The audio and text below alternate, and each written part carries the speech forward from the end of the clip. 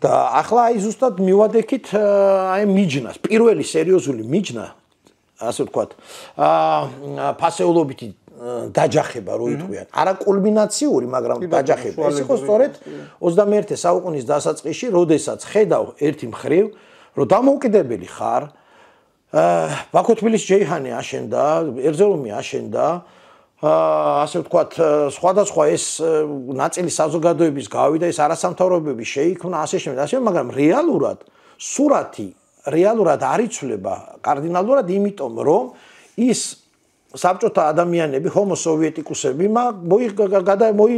შეცვალეს თავისი გარსი და თუ მანამდე ასე ვთქვათ, მორგებულები იყვნენ საბჭოთა სისტემას, ვერტიკალს და ცდილობდნენ ყოფილიყვენ რაიკომის მდივნები, ცეკას მდივნები, ასე ვთქვათ, არაფერი მოეკლოთ რაღაცა, იმათმა ესე კამელეონებით შეიცვალეს, ასე ვთქვათ, მოვიდნენ პოლიტიკაში. და გამოვიდნენ პოლიტიკაში, ბიზნესში, ეკონომიკაში, ყველაფერში, ანუ ისევ ხელში ჩაიგდეს, იმიტომ რომ ისინი ხო არსაც წასვლა, ის აქ არის.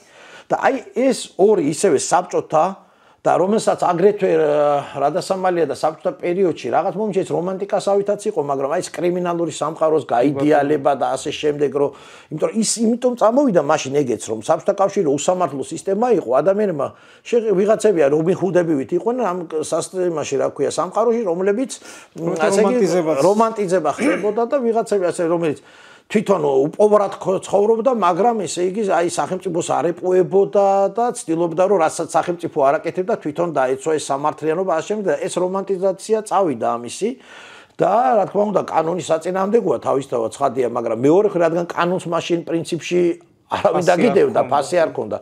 ასეთი ასე ვთქვათ სისტემაც მოწონებით სარგებლობდა საზოგადოების გარკვეულ ნაწილში. და აქედან გამომდინარე, აი ეს ორი დაალაგდა. ერთი მხრივ აი ეს საბჭოთა ჰომოსოვიეტიკოსები, შრეები და მეორე მხრივ ეს ახალი ასე ვთქვათ შემოსული.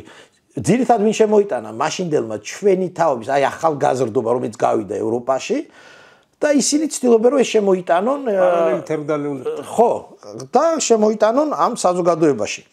ასე რომ ეს უკვე იყო დაჯახება.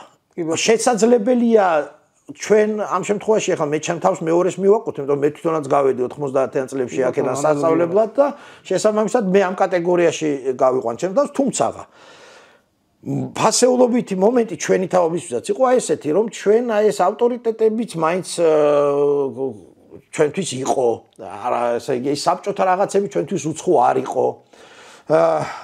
შინაგანი კანონის დაცვა, განუხრელი სამართლიანობა ეს ამის ასე ვთქვათ გადალახვებიც ხო ეს თანდათან უნდა მომხდარიყო და შესაბამისად აი ეს ფასეულობით დაჯახება ძალიან ნათლად გამოჩნდა ვარდების რევოლუციის დროს. კიდე მივადექით ღირებულებათა ომი. ღირებულებათა პირველი შეტაკება იყო, ომი ეხლა.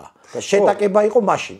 შეტაკება იყო სერიოზული, რასაკვირველია ეს მარტო ის რაც მაშინ მოხდა, ეს არ იყო უცხოეთი და თავს მოხვეული. არა. ისინი გვეხმარებოდნენ იმაში, რომ ჩვენი საზოგადოების იმ ნაწილს, რომელსაც უნდოდა დაბრუნებოდა იმ ისტორიულ გზას, რომელიც ეფუძნება ძველ ათენურ და რომაულ დემოკრატიას და რესპუბლიკას, რომელიც მე აღორძინდა წვალებ-წვალებით ევროპაში, რომელიც ჩაგვიკეტეს საბჭოთა პერიოდში, რომ იმას რომ დაუბრუნებოდით, აი ეს ხალხი ცდილობს, რომ ახალგაზრდა თაობას ეს ასწავლოს და თვითონაც შემოიყვანოს ამაში და მეორე მხრივ ებღაუჭება ძველ საბჭოთა სისტემას, აი ეს ხალხი, რომელიც გაიზარდა კონფორმიზმის სულისკვეთებით და ერთხელ მოვედი, ერთხელ წავედი, ჩემი კლანი იყოს კარგად. სახელმწიფოს მოუპარო. ქვაქვაზეც ნუ დარჩენილა ჩემს მერე. თუმცა სამშობლო უყვარს იმასაც, თავისებურად. აი თავისებურად. სწორედ მაგას ვიძახი. სამშობლო უყვარს, აი რანაირად და მაგარ ლექს იმღერებს საუკეთესოდ ჩაკრულოს, მაგრამ თან მოიპარავს. აი ეს არის რანაირად, ეს არის ერთი მხრივ და ჩაკრულო გადაარჩენ შეიძლება ერს, მაგრამ სამაგროდ სახელმწიფოს ვერ შექმნის და ეს ერთ ადამიანში იყრიდა უამრავ ადამიანში თავს. და აი ეს არის ის პირველი დაჯახება სამოქალაქო საზოგადოებისა, ჩანასახისა და ღრმად გამჯდარი საბჭოთა აზროვნებისა. სად არის აქ ჩვენი ეკლესია? ჩვენი ეკლესია იმ ხარეს არის.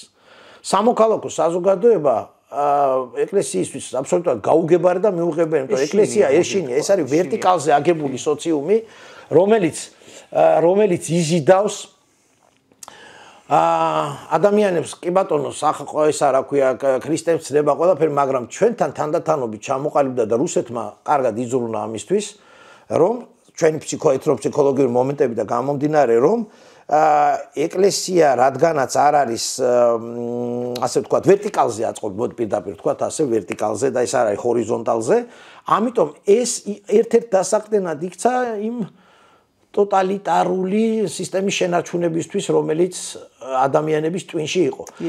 იარაღად.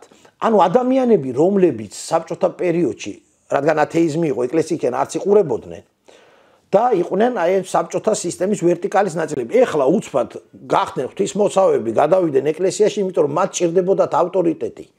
ანუ ადამიანების დიდ ნაწილს ამ სოციუმში, ყოფილ საბჭოთა კავშირში, მარტო საქართველოში არა, ჭირდება უბრალოდ არ შეუძლიათ ცხოვრება ავტორიტეტის გარეშე, ბელადის გარეშე, მესიის გარეშე. ისინი ეძებენ ამას და პოულობენ, რომ არ იყოს იპოვიან.